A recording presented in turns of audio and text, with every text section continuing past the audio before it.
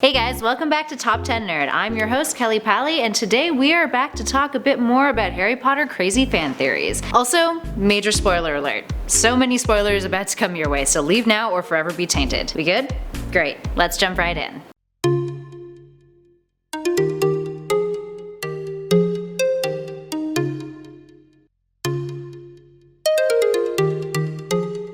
In at number 10, we've got class size. So here's one that's a bit more commonly known. J.K. Rowling had once responded to a question back in 2000 that there are roughly about 1,000 students at Hogwarts during Harry's time there, which, if you do the math, there should be about 35 students in each house in every year. But there only appears to be around 10 Gryffindors in Harry's year, the boys being Harry Potter, Ron Weasley, Neville Longbottom, Dean Thomas, Seamus Finnegan, the girls being Hermione Granger, Lavender Brown, Pavarti Patil, Eloise Midgen, and Faye Dunbar. So either there's more students that Rowling never bothers to mention, or the smaller size is because of historical reason. Around the time that Harry and his peers would have been conceived is between 1979 and 1981, when Voldemort's reign of power is at its peak. A lot of people died from both sides, including those outside of the Death Eaters and the Order, which dwindled the wizard population, and also some adults just didn't feel comfortable bringing babies into the world. Grim. And at number 9, we've got Quirrell was trying to take out Neville. Okay, so remember how Quirrell tries to take out Harry during his first Quidditch match by bewitching his broom?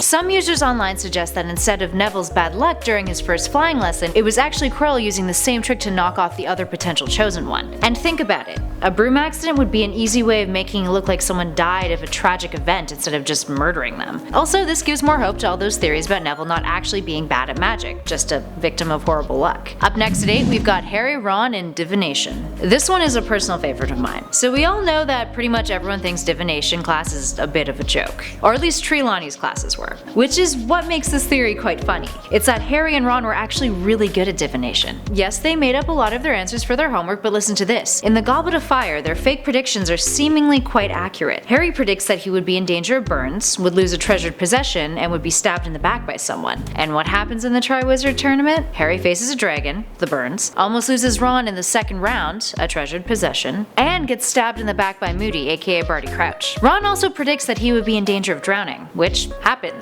because of mermaids. Not too shabby after all. Up next at number 7, we've got Margaret Thatcher. Here's another fun one. So in the Half-Blood Prince, Cornelius Fudge mentions in passing to the Muggle Prime Minister that the previous Muggle Prime Minister tried to throw him out a window. Half-Blood Prince takes place in 1996, meaning the Prime Minister that Fudge was talking to was John Major, and the Prime Minister before Major was Thatcher, the Iron Lady. Yeah, I'd believe that. No. And at number 6, we've got Harry and Sirius are blood relatives. So there isn't much mention of Harry's grandparents in the book, except for on his father's side, they're a pure blood family. So some fans have a theory that the Blacks may have ties to the Potters. Doria Black's marriage to Charles Potter resulted in an unnamed son, and fans believe that this might be James's elderly parents that are mentioned once in the book. Another belief is that their son was James's father, which would have made Doria Black Harry's great-grandmother. So Sirius could be his second cousin twice removed. Regardless, Charles Potter's marriage into the Black family does produce the idea that Harry is somehow entangled with the Black family tree, but to what extent?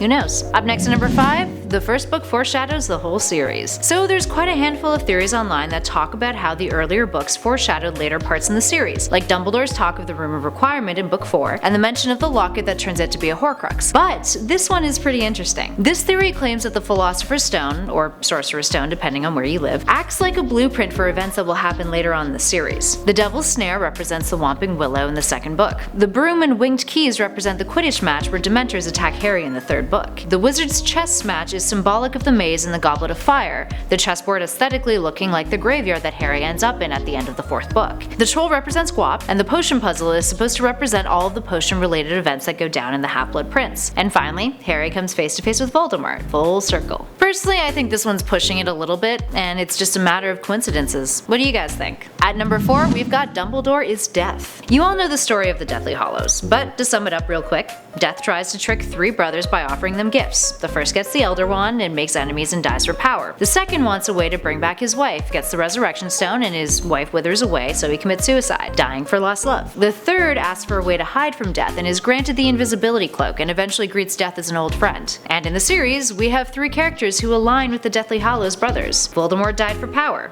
Snape died for a lost love, and Harry greeted Death like an old friend. Well, maybe not an old friend, but you get the idea. And the idea is that this was all orchestrated by Dumbledore. Voldemort got the Elder Wand from Dumbledore, Snape was guided by Dumbledore in carrying out the actions that he did, and Dumbledore literally says to Harry, "Of course it's happening inside your head, Harry, but why on earth should that mean that it is not real?" Now, while that does cater to the whole "this is happening in Harry's head" theory, it sounds like something that Death would whip out in passing. I don't know, what do you guys think? Do you think Dumbledore is actually Death in disguise? Or is he just, quite knowledgeable and wise?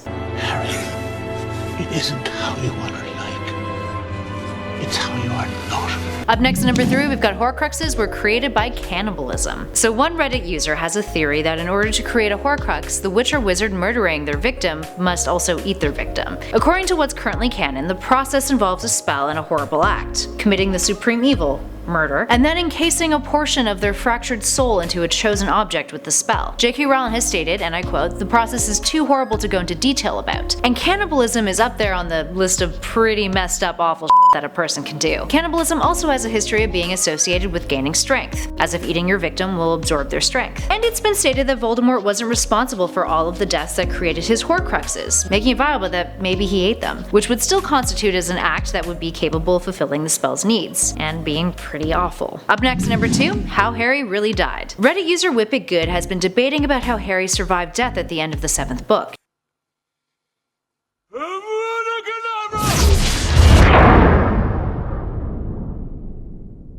Common knowledge is that Harry didn't die because Voldemort took Harry's blood to recreate his body, and therefore Lily's protection kept Harry from dying. But this user thinks that Harry did actually die, but was resurrected. Alright, so buckle in because this is about to get wild. First off, if Lily's protection was still in place, it would have functioned the same way it did back on October 31st, 1981. The curse would have rebound, shattering Voldemort's body and leaving a physical mark on Harry again. It didn't do either of those things. And then there's the matter of him being a Horcrux. To destroy a Horcrux, the container must be destroyed too. So if Harry didn't die, the Horcrux technically wasn't destroyed, and Harry would not have been able to defeat Voldemort afterwards, meaning he would have had to die to defeat him. So if Harry did die, how did he come back? WhipItGood offers this up. Harry has the stone and the cloak, and the curse was cast from the Elder Wand, which he was currently the master of. So at the time, Harry was the master of all the Deathly Hallows, therefore the master of death, and was able to come back because of this. The user also suggests that Dumbledore knew this, but just lied to Harry, since the Hallows have a habit of making people go power hungry. Neat. And finally, in our number 1 spot is a newer theory to hit the interwebs. One Reddit user named Observa believes that Dumbledore is a descendant of Salazar Slytherin. So you guys know Isolde Sayre, the founder of Ilvermorny?